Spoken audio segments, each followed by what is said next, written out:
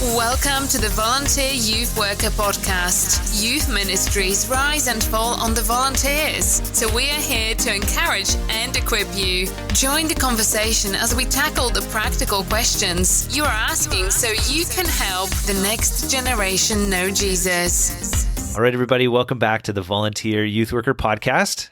This is Jeremy hosting today's conversation, my interview with Brett Ullman. We've got Brett on the podcast once again. Brett, how you feeling today? I'm good.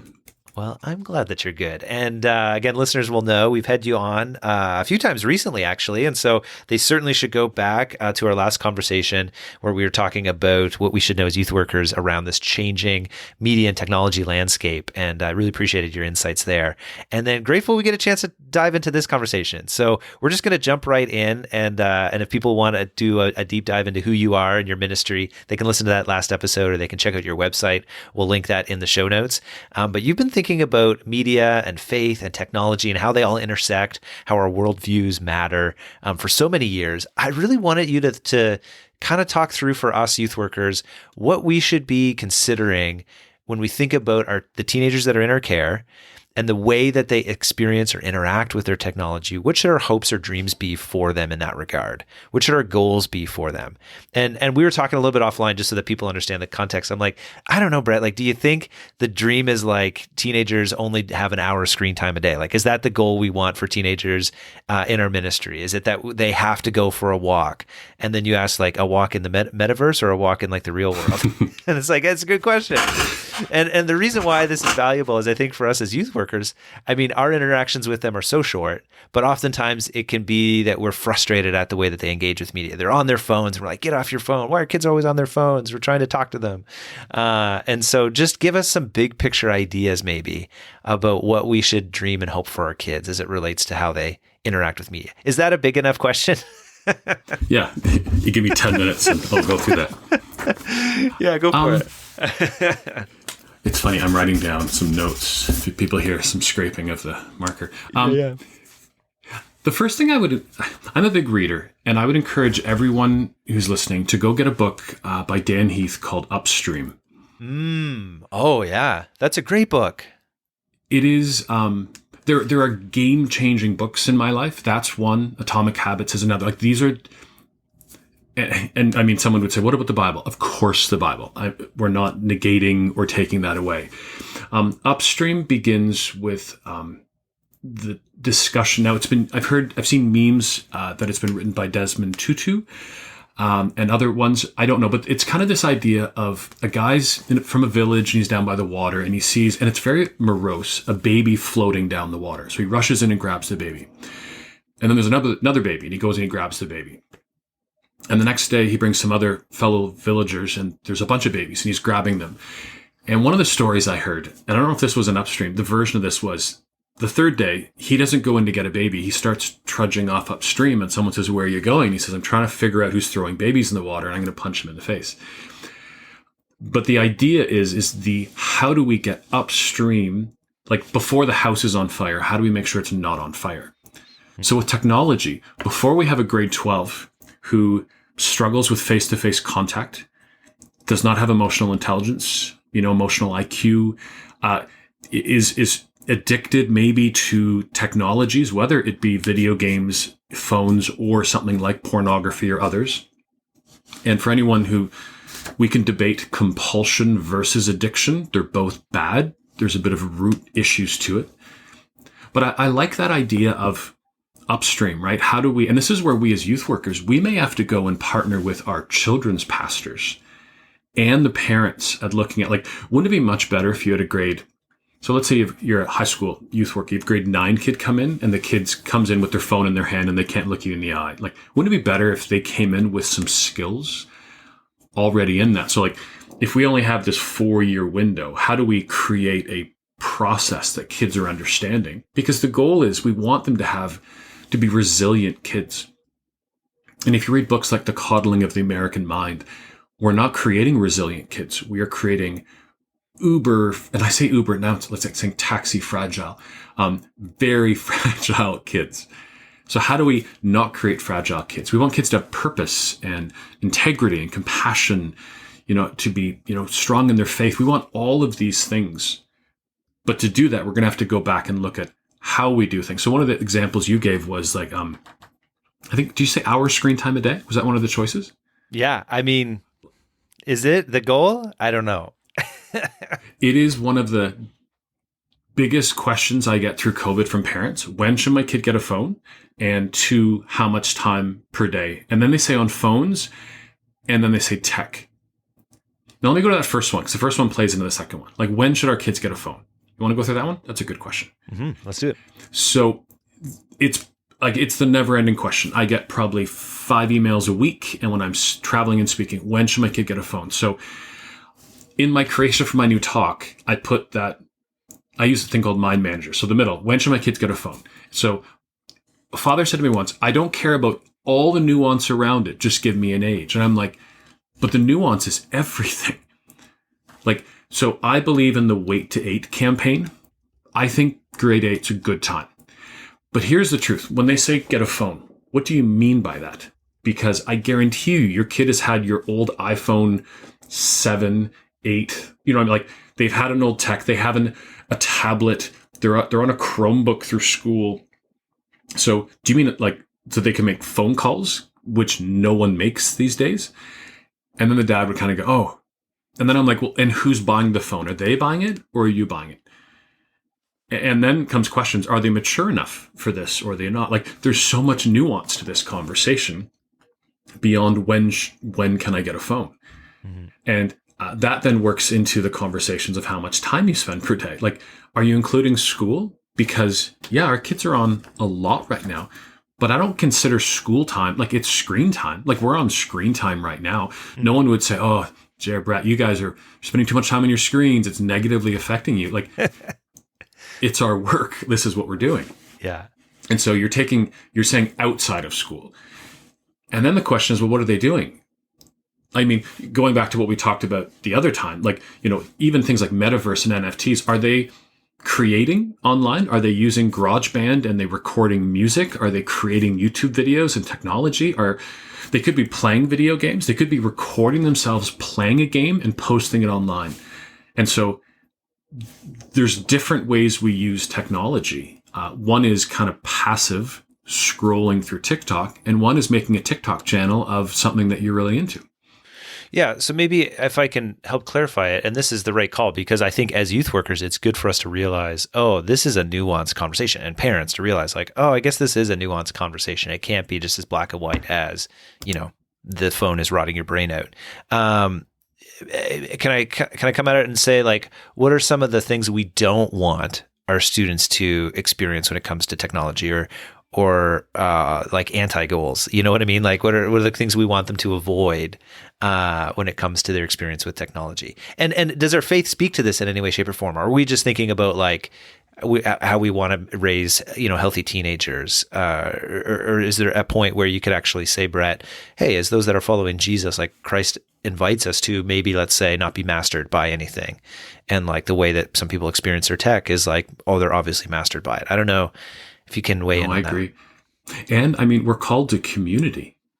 And I think the problem that I see today is tech. Like, you know, I have a lot of friends on social media. And when I say friends, most of them I don't know who they are. So like, that's not friends. Right. You and I being online together isn't the same as you and I going out for a Starbucks and having a chat for a few hours. And so I think one of the big conversations that we're losing for kids is the idea of community. So there's a faith conversation. We're called to real community. But if every time you are together, and I know we're on a podcast, like I'm holding up my phone, like if my phone is in between me and you, that's not a good thing. But here's the truth. How do our kids learn about this when we as parents are just as bad as our kids? Mm-hmm. And so the template modeling that we give our kids has to change. And so I've made some simple rules in my life. Like if my son or my wife or my daughter, now my daughter's away at school and my son should be going back to school, but and I say that kind of quickly. My kids are both university kids who are home because of COVID, who are heading back. But if they come in, my new rule is I don't keep looking at the computer and kind of go, hey, what do you want? If I'm on my phone, I actually put it down. It's this new thing of full attention. Mm-hmm. If I'm with you, I'm giving you full attention. So I'm right now recording this. Mm-hmm. I have all my notifications off. I have my iPad and my iPhone face down. Mm-hmm. There's nothing. My Apple Watch is not tapping me. Like, I like tech, but full attention to what you are doing and what you're with. Mm. And I think that's one of the biggest things, because we're not getting real community. We can come out to youth group and sit on our phones all night. But then, again, here's another nuance. Some of your kids are on their phones because it's hangout time and they have great social anxiety, and the phone gives them a bit of a buffer. Mm. And so, again, like, every conversation's nuanced. And how do we help in this? I've heard you tell a story before about talking with a dad who's so frustrated his son was playing video games when he just wanted him to watch. And you should actually tell the story, because he was watching the baseball game. The dad was like spending 3 hours watching the baseball game. How did that go again? Because that was, I think, a helpful one. So a father calls me and says, my son played 4 hours of Fortnite last night. I think this was a story. He said I grounded him, and I took a big breath. Like, was it the weekend? How's your kid doing in school? And I said, what'd you do yesterday? And he said, I watched the Jays, Toronto Blue Jays game. And I almost, like, you know, when people just tee you off, like, it's just like they put that ball down, the golf ball. And I said, the Yankees game, the Toronto Yankees game. Because yes, I said the one that went to, and if I'm correct, it went to 17 innings. and at that moment, he got it. Like, Jerry, he looks at me and you could just see his face. He goes, yeah. And I'm like, the 4.5 hours. And he goes, yeah, I get it. How dare you ground your kid for playing Fortnite when your kid actually was doing hand-eye coordination, probably on his headset, working with some friends. Now, it's not perfect community, but it still is some community. I still think you need to balance that with being face-to-face while you sat on your butt and watched TV. Mm. And this is how we model for our kids. Like, if we as parents just have our TVs on all the time, how are you mad that your kid has his, is just, in the background is just Netflix shows like The Office, which is so funny that students still watch The Office, but they do. But it's just on the background. So modeling is paramount in this. But here's the big thing with modeling too. It's teaching kids why we shouldn't be doing it. Mm-hmm. And this is the big thing I say in my parenting talks, right? We need to be teaching, not telling. Mm-hmm. And so video games, for an example. Video games, I like gaming. I'm a gamer. I enjoy playing video games. My son enjoys playing video games, but video games are entertainment. They're what I do after I've done. And we've talked in another thing about, like, the rocks analogy, putting the big rocks first. But there's my ADHD. I lost my whole train of thought. What am I saying right now? Well, you were talking big rocks, and that you obviously are a gamer, but that it depends a little bit maybe on how you use that particular medium. And if I can actually just jump in here, because I'm jumping at the bit for to highlight this thing you said, talking about the need for community as something that, as Christians, that we're called to be able to draw into community. So I think what I'm hearing you say is that when we think about our technology, the goals we have for students aren't necessarily related to the specific technologies that we're using, but in terms of how we're actually leveraging or using them. And so when it can draw us together in community, that could be actually really helpful. And where it could be isolating us, that's going to be unhelpful. And as Christians, we want to call people away from that isolation. It makes me think, actually, now this is dangerous in some ways, but so I've heard Tristan Harris and the Social Dilemma guys. I know you've seen that. Phenomenal, fascinating conversations. So, listeners, if you haven't seen that Social Dilemma, you should check it out. But I think they were the ones talking about how TikTok, was the race to the bottom of the brainstem for students in terms of a social platform. So on TikTok, you can get likes faster, you get followers faster, and views faster. And so they're trying to find ways to work out algorithms so that it could actually drive engagement sky high. And TikTok is the answer. At time of recording, it's bigger. It's the biggest website in the world most days, beating out Google, I think, at this point. Is that right, Brett? It's going back and forth, which is that's staggering to grasp how big TikTok, which used to be Musical.ly, as a side note, yes, an app another generation would understand. Yeah, that's I forgot about that. So I actually just stepped onto TikTok. I have 2 videos on TikTok. We're going to link your TikTok. That's amazing. Yeah, because it's and I remember Gary Vee in the early days, he was saying like, hey, TikTok isn't just what you think it is, it's whatever the users make of it. And so what Tristan Harris was saying, I think it was him, but that in North America, it is often for students this race to the bottom of the brainstem, this draw you in and force you to watch, not force you, but through their algorithm, make you watch hours of video that are mindless. Whereas in a place like China, who has tight control over their internet, they turn it off like at 10 p.m. They limit the amount of hours that you can use on it. And then when you actually use it, the content that's prioritized in the algorithm is like scientists creating things, or like doing fun crafts at home, or experiencing something interesting outside. Like, it's all of these things that you might consider as positive outcomes that you would want to emphasize for students. Now, I'm not advocating for the CCP, or I'm not championing their cause, but at the same time, recognizing the way that technology is being used there and the way it affects their students is dramatically different than the way that it affects ours. And so is there a way, and I think this is so maybe I've just talked for 3 minutes trying to get to the point where I could say, is this what I'm hearing? Because this is how I'm interpreting it, is the way we actually leverage our technology, if it actually brings us into community, that could actually be really exciting and positive. Well, even through COVID, technology has been a game changer. Like, we've been able to meet, like, we've done conferences online, church has been online.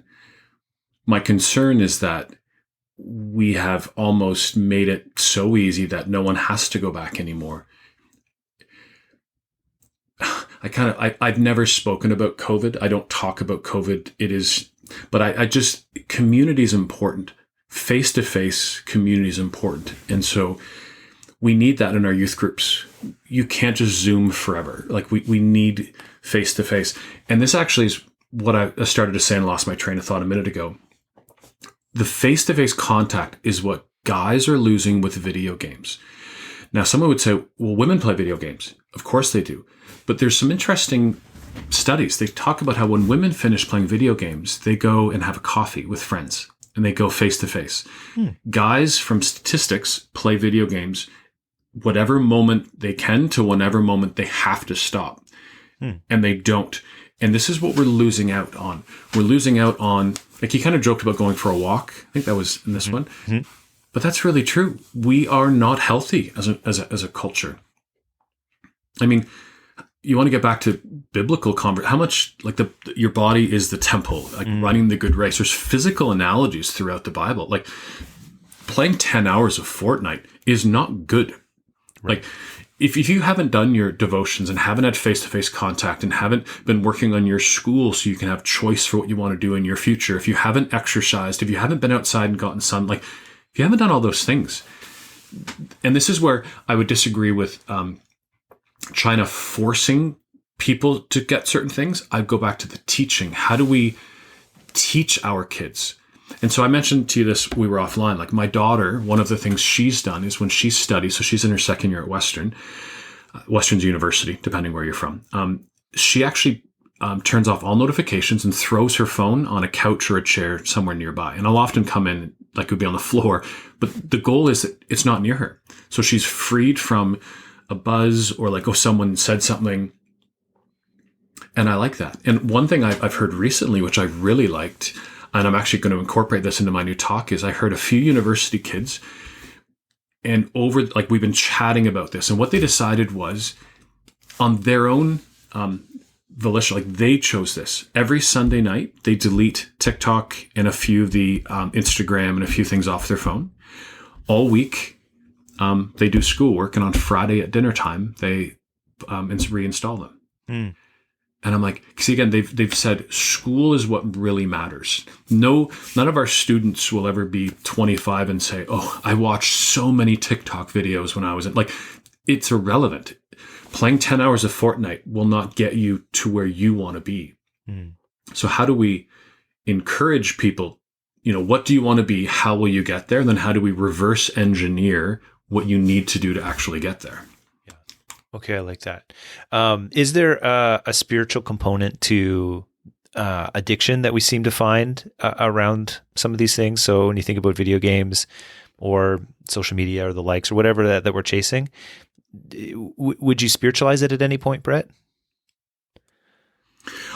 If people know me, I tend to under spiritualize because I think so much in life has been over spiritualized. Like when I talk about parenting, the majority of parenting talks and parenting books from the Christian world all talk about one aspect, spiritual parenting, which is one pie. It is the big, like it's the foundation, if you want to even say that. But like we still need to teach our kids about tech and you know, sex and pornography and media and like all of these kind of conversations.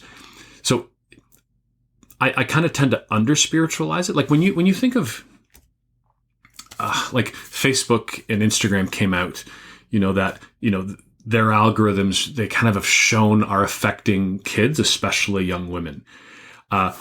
When you have companies that their entire goal is to try to figure out how to get more dopamine hits to your brain so you can spend more time on their apps. Like when you talked about TikTok going down to the base of the brain, social media is getting less and less social. Like social media, take out MySpace a lifetime ago, go to Facebook, which has been around a long time. Like long bits of text people can post with images and a link. And then it kind of switched to Instagram, which is a picture. Now we're on TikTok. I don't engage at all. I flip my finger up and it's just quick content. Like, I don't know if youth workers would see this, but I notice this even in my own children's lives. They don't even watch full movies anymore because they're used to short. That's why I think The Office is big for young kids still. It's only 22 minutes or whatever. But it's quick content, and the algorithm then, I have on my brettallman.com, I have a link talking about, it's a YouTube video on the TikTok algorithm. And it's fascinating because it really sends you down these, you know, caverns of what you're listening or what you're watching. So I'm talking to a father, one of my live in-person dates, and the dad said to me, well, I'm on TikTok and all it keeps showing me is, you know, girls scantily clad. And I said, once in a while or a lot? He goes, oh, a lot. And I said, dude, it's because that's what you're watching. He had no idea. Like, so if he pauses even, the algorithm grasps that it paused and he'll send him more. But you picture this with our kids, right? So you pause. Isn't it truly, it's a mirror. TikTok is such a true mirror of, if this is what you're getting the most part, this is what your heart desires. This is what you're looking at. I pulled this up and I forget why it connects, but it's the longer movies. It reminded me of a story. We both know Carey Nieuwhof, a wonderful pastor in Ontario and leadership podcaster. And I told this story, I think, again, maybe I'm wrong. I think it was him, that he got, I don't know, drank too much root beer one night and like ordered Little House on the Prairie box set and was trying to watch the Little House on the Prairie and realizing this TV show from a number of years ago is dramatically different than anything that we watch today. It's so slow. And like, if you've ever done that, to watch a TV show from the 60s or from the 70s and realize like, wow, like the things that people were engaged by are just, again, dramatically different. And The Office is an interesting example of even that has, if you go back and watch it now, it's speedy, but it's not as speedy as maybe some of the newer shows that are coming out that, man, they're just clipping along. And even that you can watch Netflix. I saw this the other day. You can actually speed up the TV shows that you watch on Netflix. In the same way that you might speed up a podcast, speed up a TV show, which feels odd. And yet there we are. That's the place. See, I disagree. Someone asked me that at one of my mental health talks. What do you think about Xing, like making podcasts quicker? And I said, I 100% disagree with it. I said, there's something about being part of the conversation that's not like, blah, blah, blah, blah, like, you know, when people are speaking really quickly. Like, yeah. I did it a few times and I actually made, like, I'm out for my, like, I call them mindful walks. So I do a podcast for half and then I just, you know, AirPods off and I just walk and listen. I'm actually anxious listening to a podcast. Oh, is it efficient? Yes. But how is that helping me? Right? Like it's just pounding down content at an extraordinary rate. Whereas there's something about, like in a conversation like this, the pauses and silences. Like so I don't think it's helping us watching a movie. I don't think the movie, but I will say I go half and half on the podcast front. So if it's one that I'm consuming for just the content of it, I will go for the speed and increase it a little bit. But I will also agree with you that I was doing that like all the time for a while, and realizing that, I need to just go back to regular speed and listen to an honest conversation as I'm driving. And it was life-giving again. So I go back and forth on that.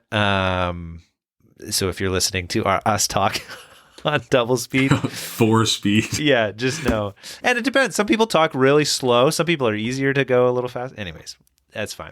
Okay, as we're coming to a close here, Brett, I want to kind of highlight a couple of things that I think have been said. So we're thinking about how, as youth workers, we're thinking about students and the goals that we might think about around their interactions with technology. And I like how you've maybe helped clarify that what we're called to as Christians is this idea of community. And, we've touched even just briefly on this idea that we're not meant to be mastered by anything. And so the tools that we use in our world, like technology, should be in service to those things that we're called to do. And where they're not, we may need to help students understand and to point that out and to help guide them. Although mandating it may not be helpful, but actually guide them into the right healthy spots. Now, this is a part of a much larger conversation you're going to have as a part of the work you do is communicating. You do talks for churches, youth ministries, parents, and people can access you through the website. We'll link that in the show notes. But you're available by Zoom, but you're also available by person. And you've got this big talk on media that you'll be you've been doing for years, but I know you're updating it, which I know people will want to access. So do you just want to highlight a little bit of what more that entails, where people can find you, and any last words you have for us today? For sure. One thing, so for youth workers, I put out a 9-part video series on how to have a better relationship with your phone, which I think is really practical advice on how we move out. Like, you don't just say, well, okay, I'm on my phone 300 times a day. I'm going to only hold it like twice. Like notifications and touch is actually one of the first things. Like we touch our phone 2,500 times a day. Like for most of us, it's always, in our hands. It's always around. How do we do it less? And if we're going to say how much less, I really love the book Atomic Habits. It talks about 1%. I think 5%. So like I said to 1,000 students once, how many of you could watch 5% less TikToks this week? Every hand went up.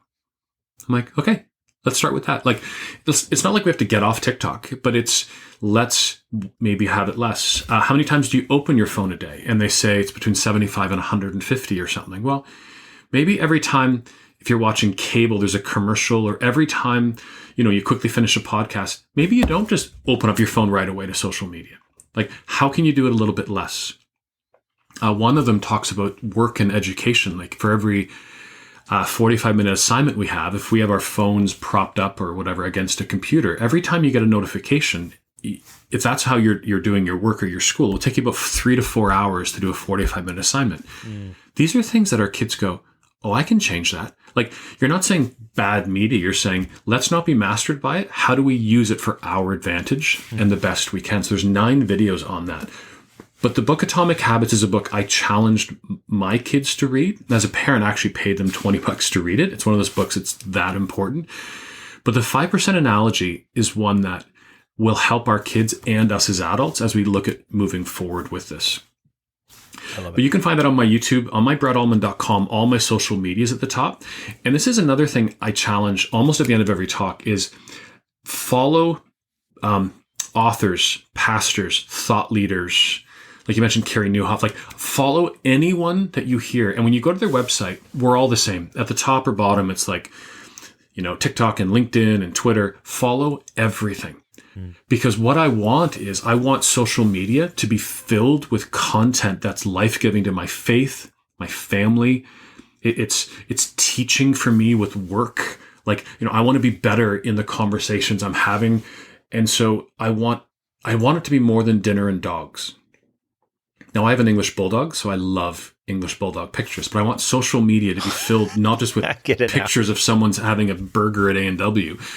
Like, I want it to be filled with, here's the new Carey Nieuwhof podcast. Here's the new Canadian Youth Worker, the Youth Worker. Like, this is the kind of stuff, a conversation on things that matter to me. Yeah. And so the more we all do that, the more I think good content will come to us. And you can find all my stuff at the top of my website. And my website is more of I have about 1,200, 1,300 blogs, articles. Many of them are just, here's a great podcast. Check out this book, or things like that. Absolutely. We hope people will engage with you there and bring you in as well, Brett. Appreciate your time today, and looking forward to the new release of, do you have the name for this talk, this next one? I brought out Parenting Navigating Everything, and then I brought out Men Navigating Everything. And I actually like the idea of navigating everything because it shows it's a big, nuanced conversation. So currently it's media navigating everything. And the byline currently is it's a talk of tensions because there's these tensions we're going to have. So that's kind of the idea right now. We'll see where it goes. I love it. Well, thanks so much for your time today. And for all you listening, appreciate the work that you're doing. You really are making an eternal difference in the work you're doing with students. And we can't wait to see you next time here on the Volunteer Youth Worker podcast.